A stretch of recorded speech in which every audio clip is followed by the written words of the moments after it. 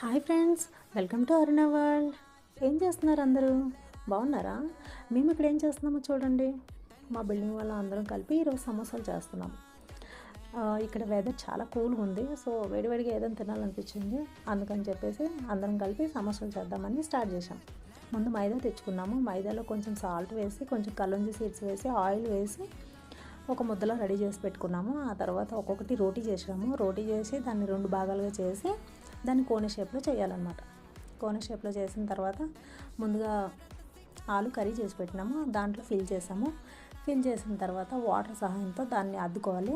అద్దుకున్న తర్వాత ఇంకేం లేదు, ఆయిల్లో వేసి ఫ్రై చేసుకోవడమే, అంతే. సమోసా రెడీ. వీడియో ఎలా ఉంది? నచ్చితే లైక్ చేయండి, షేర్ చేయండి, కామెంట్ చేయండి. ఇంకా ఏమైనా సజెషన్స్ ఇవ్వాలంటే ఇవ్వండి. ఓకేనా? Thank you friends.